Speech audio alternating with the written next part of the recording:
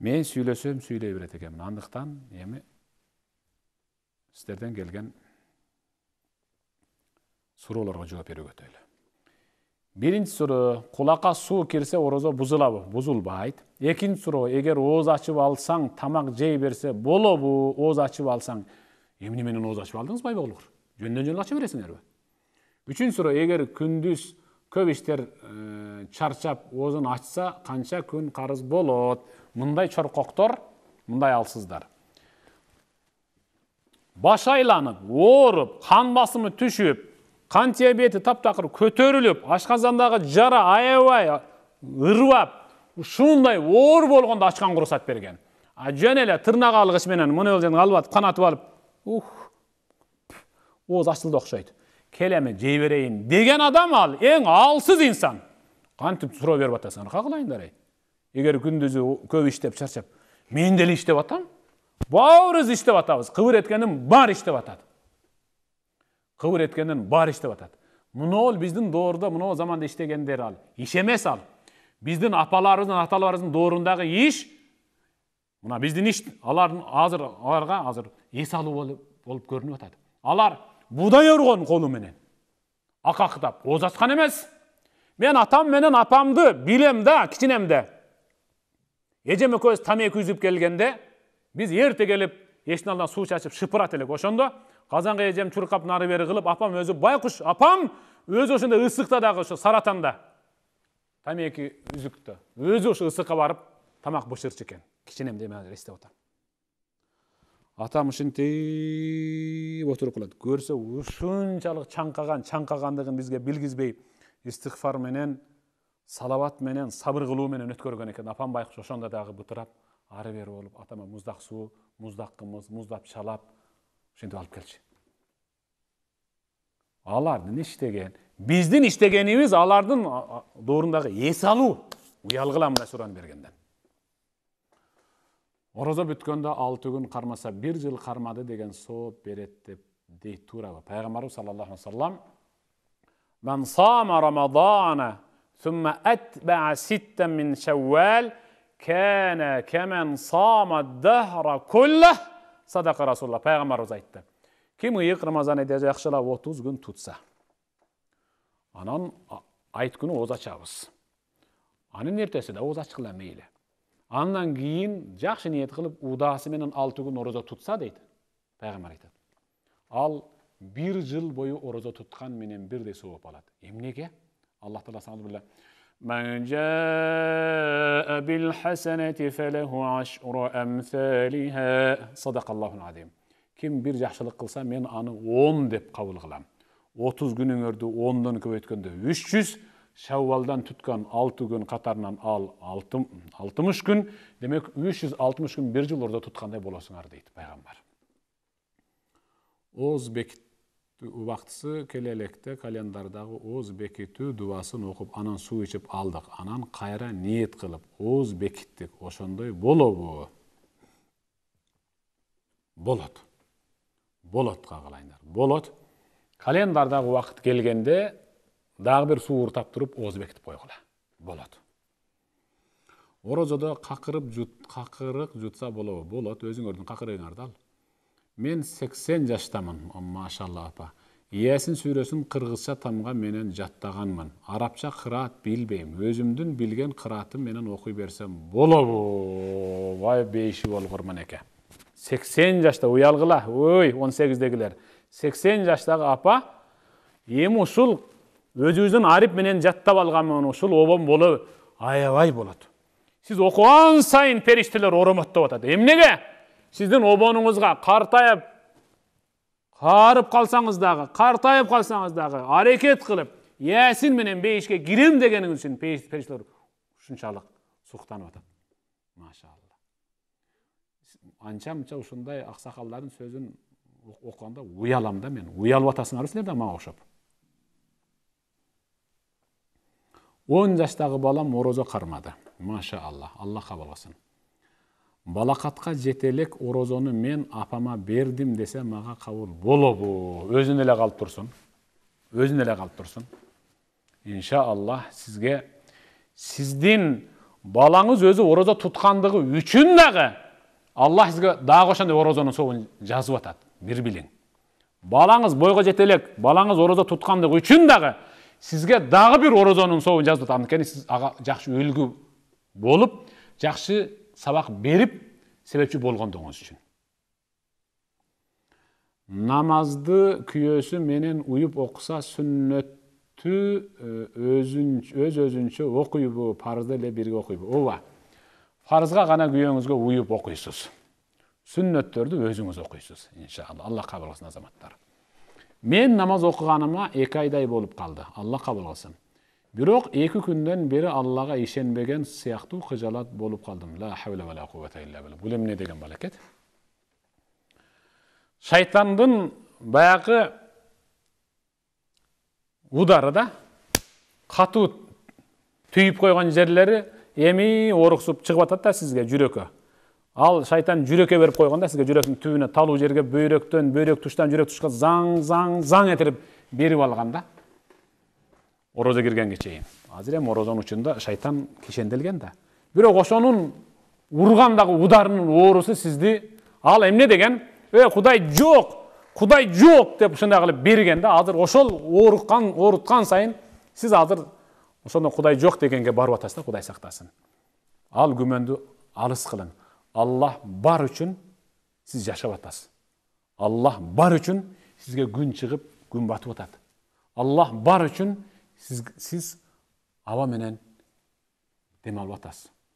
Истигфар келтирип, Құдай тооба деп тооба келтирип кайрадан намазыңызга киришин. Ораза жана курман айттарын 3 күндөн майрамдайбызбы? Жок, оразанын айтын 1 күн, 2 күн майрамдасаңыз болот. Сөз түрдө 3 күн майрамдап деген эреже жок. Курман айтты гана 3 күн майрамдайсыз буюрса. Хиджаб кийүү фарзбы же сүннөтпү? 5 вакыт намаз кандай фарз болсо, хиджаб кийүү куду ушундай фарз. Хиджаб кийүү орону. Хиджаб деген бул орону, жүзү, алаканы билектен. Анан таманы гана көрүнөт да, мисалы, аял затынын. Бул фарз. Бул милдеттүү түрдө кийинишиңер керек. Фарз сөз түрдө.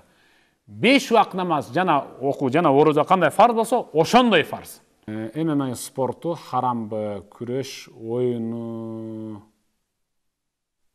деп.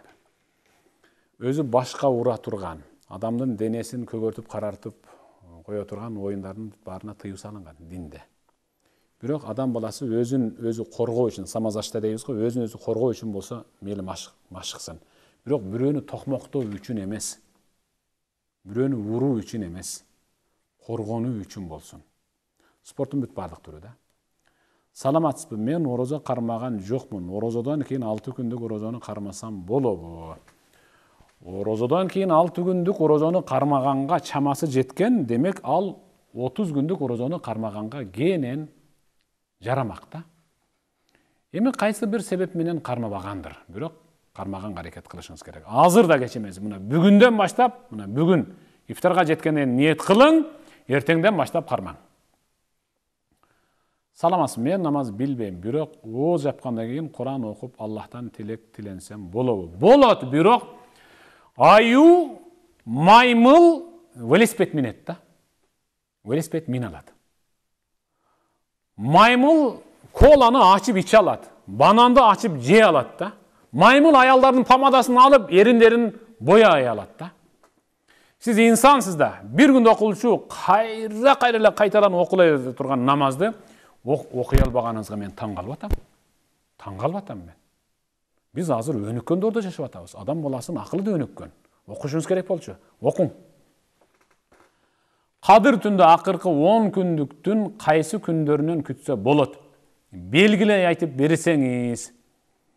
Өзү Аллах Таала кадыр түндө жашырып койгон. Пайгамбар дагы айткан. Өзү айтайын дедим эле силерге. Аллах мага кадыр түндүн кайсыл күн экенин, кайсыл түн экенин билдирди, көрсөттү. Силерге айтайын деп чыксам эле, тиги жерден экөөң ызы-чуу болуп, үнүңөрдү бийик көтөрүп, урушуп атпсыңар да. Ошондон улам Аллах мени унуттуруп койду. Жаңжалдан улам унутулуп калды. Көрсө, адам баласынын үйүндө жаңжал чыкса, баланын келечектеги иш планы унутулат экен да. Этият болгула. Ошондо пайгамбар бир эсимде калганы бар. Ошондо мен мындай жерге сажда кылганымда жан жаап атат эле. Мен саждадан баш көтөргөнүмдө бешенем бир аз балчыктанып ылайланып калды. Деди. Абу Дарда деген сахаба айтып.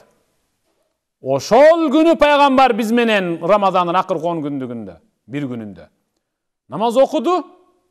Пайгамбар намаз окуп атканда үстүбүздөн жан себелеп кирди. Пайгамбар саждадан баш көтөрүп салам берип бизге бурулганда пайгамбардын чекеси бир аз ылайланып калды. Мен ошондо дароо бул кайсыл күн, кайсыл түн дедим. 26-сынан 27-сине өтүп аткан түн эле деди. Тагыраак ошол. Бирок ар бир так күндөрдө иншалла күтө беребиз. Никап важиппи? Жоолук төштү жаап туруш керекпи? Аялдар менен эркектин ортосунда намазда айырма жок экен го. Никап качан эгерде буйрук чыгарылса ошондо важип болот. Жоолук деген бүт бардык нерсени жаап туруш керек. Оозду кечирээк ачса не болот? Учурунда ачуу сүннөт. Учурунда ачуу, анткени пайгамбар саллаллаху алейхи вассалам учурунда ачкан. Шашылып ачкан керек болсо. Сүннөтү таштап коюу бул макрух. Макрух деген Аллахка жакпаган иш. Эмнеге? Ден соолук ооруп калышы мүмкүн да. Чаңкап атасы суусап, курсак ачып атат, адам өзүнүн ден соолугуна зыян кылып коюшу мүмкүн. Убагында ачыш керек. Багымдат намазын 2 рекет парзын кечиктирип окуса болобу? Күн чыкканга 20 мүнөт калганда. Жок, бир аз эртерээк окуй бериң. 20 мүнөт эмес, жарым саат мурдараак окуң. Күн чыгып кетпесин анан да башка нерсе менен алек болуп. Бирок жакшы окуп атасыз. Орозонун бүтүшүнө 7 күн калганда ашказаным ооруп жатат. Эмне кылсам болот? Аллахым шифа берсин, азамат. Мындай инсандар менен сүйлөшкүм келет. Демек бул киши тутуп келди да бул инсан. Алла кабыл кылсын. Эми 7 күн калганда орозо ашказаным ооруп атат. Бүгүн ифтарда жакшылап бир текшерилип, өзүңүздү бир байкап көрүң. Сухурга турганда Аллахым шифа бер. Мен бул Рамазанды ак эткенден так этип 2 көзүм 4 болуп күттүм.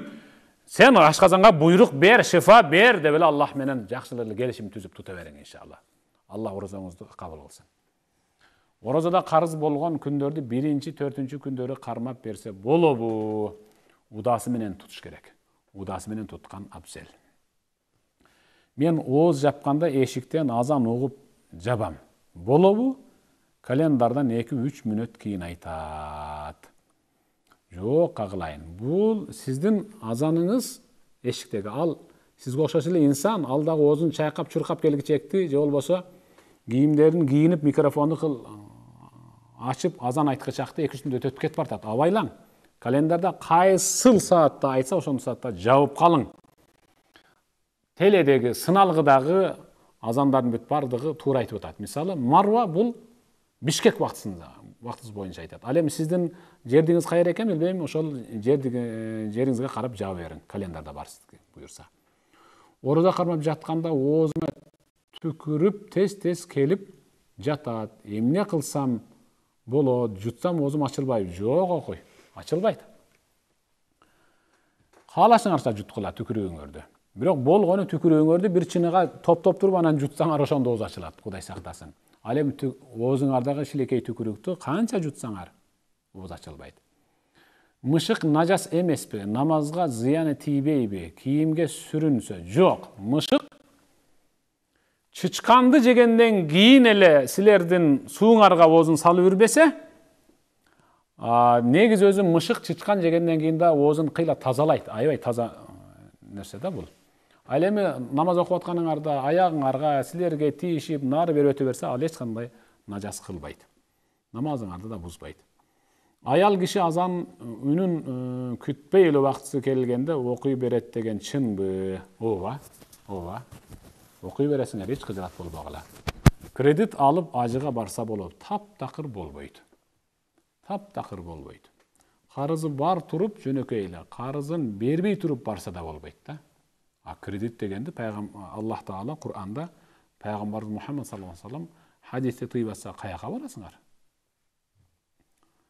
Намаздын фарзына байкабай сүннөттү кошуп окуп алсам, кайра башынан окушум керекпи? Башынан баштап окуйсуз. Ооба, башынан баштап кайталап окуйсуз иншалла. Мен ооз бекитпей уктап калып жатам. 15 жолудай уктап калдым. Дуа айтып жаап коюп атам. Эч нерсе болбойбу, угуп калдым эле, андай болбойт деп. 15 жолудай болсо, бул Рамазандын бардыгы эле уйку менен өткөн экен да сиздики. Биз түн уктабай атабыз. Түн уктап калуу деген Рамазанда биз үчүн аябай эле мындай бир уят, анан бир кыжылатчылыкта түнү менен ибадат кылабыз. Куран окуйбуз, хатмы кылабыз, жакшы сөздөрдү сүйлөшөбүз үй бүлөбүз менен. Күндүзү багымдатты окуп, күн жарыгынан уктайбыз. Бирок аракет кылың. Анткени Пайгамбар саллаллаху алейхи вассалам сухурга тургула. Эмнеге? Сухурда береке бар. Эмнеге? Инна Аллаха ва малаикатаху юсаллуна алал мутасаххирин. Анткени Аллах өзү периштелер кошулуп сухур кылгандарга мээримин төгүп турат деген. Субханаллах. Сухурга тургула, бир уртам суу ичип болсо дагы сухурду жасагыла деген. Вактысында. Сухурлук кылгандарга Аллах Таала мээримин төксө, периштелер дуа кылып турат. Айт күнү элди чакырып маркумга Куран окутса болобу? Болот. Бирок сиз айт күнү окуп, айттын эртеси окубай атасыз да ата-энеңизге. Эмне сиз үчүн ата-эне айт күнү гана керекпи? Неминче мисалы таш боорсуз. 360 күндүн ичиндеги 24 сааттын бардыгында Rabbirhamhuma kema rabbayani sagira. Allah'ım meni kiçinemde mээrim tөгүп, ырайым кылып, бапестеп чоңойткан ата-энем картайып калды. Же алар өтүп кетти. Эм аларга өзүңдүн ырайымыңды, мээримиңди, кечиримиңди төк деп дуа кыла албаган. Айт намазда молдан алып келип, Куран окутуп коюп. Болду, ошончолук элеби сиздин ата-энеңиз? Ушунчалык эле салмак ээп эле жеңил. Орозо маалында аялдардын айызы келип калса, ооз ачылат. Бирок тазаланганча түнкүсүн Куран окуп, дуа кылып, зикир тартса болобу? Акыркы 10 күндүн бири кадыр түн делет кой, рахмат. Ооз ачылды. Бирок Куран окуганга болбойт. Бирок зикир кылганга болот. Бисмиллах айтасыңар, аузун айтасыңар, ла илаха иллаллах айтасыңар, салават айтасыңар, субханаллах дейсиңер, болот. 6 ай боюмда бар. Орозо кармадым. Азамат орозо бүткөндөгү 6 күндүк орозону кармабай койсом болобу? Азамат. Мына фарз орозодон кутулду мисалы. Тутуп бүтөт иншалла чыдаса. Нафил орозого келгенде бул келин кыйналып калып атат карындашыбыз. Тутпаса болот, азамат. Таравих намазын апам, эжем, карындаш менен окуса болобу? Эмнеге болбосун? Апаң өзүңдүн апаң. Эжең өзүңдүн эжең, карындашың өзүңдүн карындашың. Чогу окугула да, сен имам болуп бер. Оронуп туруп намаз окубаган кыздарга эмне дейсиз? Жана орон элек кыздарга насаат айтып өтүңүзчү. Орон элек оронуп, бирок намаз окубаган кыздар, алар мына парктын ичиндеги тикендүү зараң деген дарак бар. Пайдасы тийбейт да, тыйынчыткан жүрөт, болду. Араланганда отун болот. Андан башка пайдасы жок. Ал эми оронбогон кыздар, алар жалбырагынан бир отоло күбүлүп, куурап калган дарактар. Алар отун болот.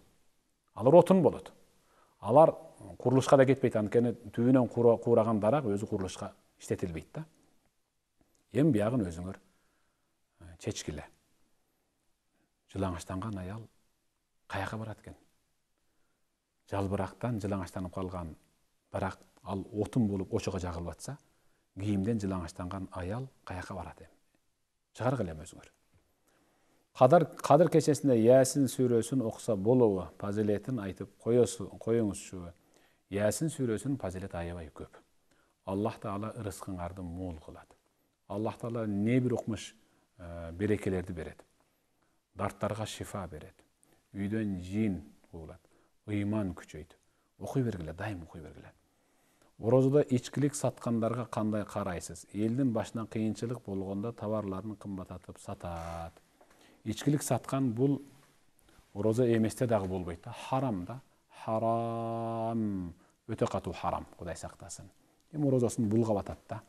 Ал эми ушундай учурда Дүкөндөрдө адамдар күндө керектөө үчүн мисалы нан, чай, сүт, кумшекер жана башка нерселерди көтөрүп алгандарды пайгамбар саллаллаху алейхи вассалам аябай жек көргөн. Аларга Аллахтын каргыш тийсин деген. Мен намаз окуйм, көп жылдан бери аялымды, уулумду намазга жыгалбай койдум. Эмне кылам билбей калдым. Кандай насаат бересиз? Бир оңой жолу бар. Бир оңой жолу бар. Саждага башты коесуз дагы, Аллахым, бул аялымдын, уулумдун, кызымдын жүрөгүнө намаздын махабатын салчу сенсиң. Мен эмес, сенсиң. Мен себепчи болом гана деп, аялыңызды намазга жыгыта турган. Жай намаз белек кылың, теспе бериң, намазга чакырчу нерселерди бере бериң, акыры окуйт. Анткени пайгамбар саллаллаху алейхи вассалам акрабу ма якунул абду мин рабби ва хува сажид. Бенденин Аллах Таалага эң жакын болгон учуру ал сажда учуру. Сажда кылган учурда Аллах менен сырдашың, Аллахка төгүлүң, баарын айтың, арызданың, Аллах оңдойт иншалла. Бирок намаз окуп аткан сиз өзүңүз намазды тургузган инсанга окшоп жашаң да. Намаз окуп бүтүп деле тарсылдатып эле урай берип, көгөртө берсеңиз намаз окубайт да. Кичине оңолуң өзүңүз дагы. Намаз окуган аял киши чач боесо болобу, каш терсечи. Каш терсе такыр болбойт. Намаз окуганы дагы, окубаганы дагы каш терсе болбойт да, Кудай сактасын. Аллахтын жана пайгамбардын каргышына калгандар булар. Былтыркы орозонун карызын быйыл кошуп тутуп койсо болобу?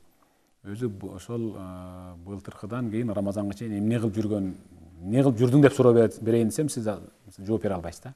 Эмне кылып жүрдүңүз өзү? Эми быйыл сөзүрдө тутасыз. Орозонун карызын айттын экинчи күнүн кармай берсе, мүмкүнбү же 3 күндөн кийин кармашып, экинчи күндөн тута бергиле. Айт намаз окулдубу? Экинчи күндөн тутуп кете бергиле. Гусул жок бала эмизүүгө болобу? Болот. Эч бир кыжалат болбой эмизе бергиле балаңарды. Мисалы, себептүү болуп калган учурда бисмиллахты айтканга уруксаат, зикир кылганыңарга уруксаат, баарын айткыла. Ассаламу алейкум устаз. Ыйык Рамазан айы бардыгыбызга кут болсун. Амин. Ва алейкум ассалам. Суроом, орозодо бир аз эле кусуп кайра шашылыш кусундуну жутуп алсаң, ооз ачылып калбайбы? Ачылат да. Кусундуну жутуп алса ооз ачылат. Аны тутуп бересем аягында. Жолдошунун алдында аял киши Куран окуп дуба кылса болобу? Бизди эркек кишинин алдында аял киши Куран окубайт деп тарбиялаган. Бул аялды айбанга теңегендик дейт. Аял ал менин апам. Аял ал менин эжем, карындашым, жубайым, кызым. Аял ал инсан. Аял бар үчүн биз жарык дүйнөгө келдик. Аял бар үчүн биз ушинтип чоңойдук.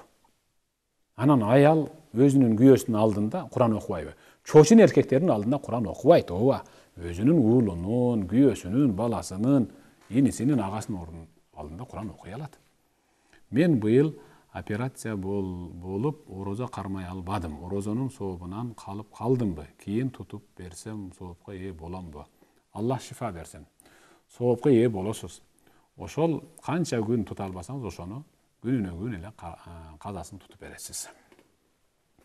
Ыйлап намаз окуп жаткан кезде мурундан аккан суу жай намазга түшсө, намаз бузулабы? Такыр бузулбайт. Бейнамаз да болбойт. Такыр бейнамаз да болбойт. Ошондой учурда эмне кыл? Эч нерсе кылбайсыңар, арчып алып эле окуй бересиңер, кыжалат болбогула. Менин апамдын түшүнө жаман, коркунучтуу түштөр көп кирет. Дуа окуп коесузбу? Рахмат. Аллахым ушул суроо берүүчүнүн апасына Аллахым өзүң бир жакшылык бер, ийгилик бер, балекеттерден, кырсыктардан, жаман нерселерден, жин шайтандардан өзүң сактагын. Бирок ар кимиңер өзүңөр аят алкурсун окуп, өзүңөргө дем салып жаткыла да. Кыздар канча жашында балагатка жетет? Ар ким ар башкача айтат. 9 жашындабы же айызы келгендеби? Этек кири келгенде бойго жетет. Кээ-бирлер 15 жашында, кээ-бирлер андан төмөн. Аны силер өзүңөр жакшы билесиңер, мисалы. Аны аял заты кыздар жакшы билет. Күйөөм эркек киши менен аял эркектин мамилесин кылып жүрүптүр. Ортодо 2 балабыз бар. Кантип кайтарса болот? Кайттым деп, бирок байкабаган жок, жашай берсек болобу? La havle ve la kuvvete illa billah. Öte jaman ayvan da mындай işke barbaydı. Ayvan mындай işke barbaydı. Demek ayvan işke andayga barganda al ayvandan da tömön degen bir akmak da. Bul akmak. Hem Allah'tan soraylı. Allah Ta'aladan hidayet soraylı. Düşündürüş gerek da. Bunu anday joldan kaytarış gerek. Bul bir akmak. Bul akmak. Onun günösün, bunun azabın aytsam jaman bolasın. Oşon üçün akmak degen söz menen çektele bereli. Akmak degen söz menen çektele bereli. Allah Taala hidayet bersin. Menin kızımdın kaynenesi orozo gününde ayabay tillепtir. Ağa kanday karaysız? Kaynenesine Allah insaf bersin. Hidayet bersin. Bul muну ol jürek orozodu tazalanmayınca til jarıyalap bere beret da. Ilayka bolup kalganda jürek ошо ылайка нерселерди til jarıyalap koyup atat da. Til tazalanmaptır da kaynenesinin jüregi tazalanmaptır. Hem Allah hidayet bersin. Бирок орозолордун собунан кур калды деп айтып коюшубуз керек. Men namazды жаңы эле баштадым. Багымдатты эрте эле окуп аламын. Күнөө болбойбу? Жок, кагылайын. Аллах Таала кабыл кылсын. Багымдатка азан айткандан кийин окугула. Сохурду жеп атасыңар. Багымдатка азан айтылгандан кийинерээк багымдат окугула. Ага чейин окусаңар багымдат өтпөйт. Саламатсызбы? Иним мен араб тамгасын үйрөнгөн эмесмин. Арабча билбем. Ясин сүрөсүн биздин тамгалар менен жазылганы боюнча жаттап окусам болобу? Азаматсыз. Окуңуз. Siz okуңуз. Yasin сүрөсүн жазып алып окуңуз. Иншаллах өтө чоң соопка жетишесиз. Иншаллах. Мен айтайын дегеним, Минбар медиада сизди Кур'ан тааныйбы деген сабагымда бир Кур'ан жарышка койгонмун. Эгерде сиз окусаңыз, мен сизге ошол китепти белекке берем, иншаллах. Иншаллах. Эсинден чыгып электи айтып коеюн, биз буюрса кадыр түндү 19-нан 20-сына өтүп аткан кечте, 19-майдан 20-сына өтүп аткан кечте 7-чи каналда ифтардан баштап, оозачардан баштап те багымдат таң сүрүлгөн убакытка чейин түз эфирде кадырдын тособуз. Ошол жерге күбө болуңуз, сыналыгыңызды ачып коюп биз менен чогуу болуңуз. Сиздерге иншаллах белектер ыйгарылат. Биз калтырбай YouTube'дан көрүп атабыз. Сабактарыңызды дагы улантып чыгарып туруңуз. Аллах разы болсун. Аллах разы болсун. Сиздер эле дуа кылып, дем берип турсаңыздар, чыгара беребиз иншаллах. Көрүп эле турсаңыздар, чыгарабыз иншаллах. Дуа кылып туруңуздар да. Мен өзүмдүн өлгөнүмдү элестетип көп ойлой берем. Бул жаман эмеспи? Бул аябай жакшы. Тескерисинче Пайгамбар саллаллаху алейхи ва саллям буйруган сөз. Пайгамбар Udhkuru zikra hadimil lezzat wa huwa al-maut. Dünya tattуулугун ойрон кылып бузуп жиберүүчү өлүмдү көбүрөөк эстегиле. Мен да көп эстейм. Мен өлүмдү эстегенде кээде ооруп калам. Чын. Жасап аткан ишим бүтпөй калат деп өзүмчө мисалы ата-энем, бир туугандарым, үй бүлө ооруп калам. Көбүрөөк эстеш керек. Сахар диабети, гипертония, жүрөк оорусу, анан бийик давлениеси бар адам дагы 2 жолу микроинсульт болгон орозону кантет. Эми сиз өзүңүз менен өзүңүз кеңешиң. Анткени орозо сизге керек, мага эмес. Орозо бейишке кириш үчүн сизге керек. Тута аласызбы? Тутуң. Тута албайсызбы? Анда анын ордуна фидиясын берип кутулуң. Жаман түш көрсөм, өзүм же жакындарым кырсыкка учураса 7 токоч салып Куран окуп кошуналарга берип коем. Туурабы же туура эмеспи? Эмнеге 8 токоч кылбайсыз? Эмнеге 8 токоч кылбайсыз? 7 кошуна көрүп 8-син кайгыртып коесузбу? 70 токоч кылбайсызбы? Ушунчалык кырсыкка учурагандан көрө 80 токоч берген артыгыраак да. Жеңилирээк. Кырсык учурап кала турган болсо, колу үзүлүп кетет, өлүп калат. Ömür boyu muncu bulat. Andan göre altsan aman mezgilde bir meşok undu navayçı kalıp barıp durup öyle jap bunu onu akыңды берейин деп туруп бекер берип эле эмнеге 7 токоч? Эмнеге 7 токоч? Көбірек бергіле. Айт намаз болобу. Айт намаз буйурса, кече атайын муфтиятта жыйын болду. Бул жөнүндө кеңешилип атат. Анын жоогун азыр эч ким айта албайт. Эгер уруксат берилсе, анан кийин муфтият өзү жарыялайт буйурса. Намазда зикирди оң кол менен чалыш керекпи же сол колду кошсо болотпу? Оң кол менен зикир кылыш керек. Анткени хадисте келген Мишкат ал-Масабихте пайгамбар саллаллаху алейхи зикирди жалаң оң колу менен чалчу эле. Ал сол колуна эч качан зикирди кошкон эмес. Анткени зикир ал дааратына колдончу, истинжасына. Орозо кармап жатып бир күн оозумду ачып алдым. Канча күн карыз болдум. Ошо сиздин ооз ачканыңыз эмне себеп? Текеберденген, кайдыгер болгон, тоготпогондон, чыдабагандан болсо, анда бир күнүнө 60 күн казасын бересиз. Қан диабет көтөрүлүп кетип, ой кокуй кетип калат окшойм деп, анан кан басым түшүп же көтөрүлүп кетип, кокуй кетип калат окшойм деп корккондугунан атса, анда бир күнгө бир күн эле. Курандын түшүндүрмөсүн жаңы окуп баштадым. Араб тилиндеги Курандын сообунда эле болобу? Экинчи сурам, тууган болсо да көрө албас болсо, катышы бериш керекпи же алыс болуш керекпи? Кошуна болсо. Курандын котормосун окусаңыз сооп болот. Бирок Куран арабчасын окугандай хатмы болбойт да. Сооп болот. Ал эми көрө албастык кылып катышпай атабы? Сиз катыша бериң. Анткени пайгамбар саллаллаху алейхи вассалам сыл ман катаак. Сени менен каттоосун үзүп койгонго сен бара бер. Эмнеге? Анткени тууган урукту Аллах Таала өзүнүн ысымынан бөлүп наам берген. Тууган уруктун аталышы Рахим. Аллах Тааланын ысымын аты Рахим. Ошон үчүн айткан. Өзүмдүн улуулугума ант ичип айтам. Ким тууган уругу менен катташса, ал менин мээримим менен катташат, ырайымым менен. Ким тууган уругу менен катташууну үзүп койсо, ал менин мээримимден каттоосун бир толо үзүптүр деген. Жашым 15-те. Ооз бекиткенден кийин жатсам, бел суу чыгып атат. Ооз ачылып калбайбы? Жөнөкөй чыкса ооз ачылбайт. Эгерде дүүлүгү менен чыга турган болсо, анда ооз ачылып калат. Бешим намаз 12:58-де, азан болсо 13:30-да болуп атат. Кайсынысы туура? Бул 12:58 дегени бешим намазынын алгачкы кирген убактысы, намаздын кирген биринчи убактысы. Ал эми бизде адатта баарыбыз жалпы бир жерге чогулуп мечитке 1:30 намаз окууну адат кылганбыз. Сиз 12:58-де кирсе, ошондо окуп алып ишиңизди кылып кете бериңиз. Анткени азыр бизде мечиттер өзү жабык болуп атат. Бизге келе турган сурооолордун блогу жабылды окшойт. Бизде аз гана убакыт калды.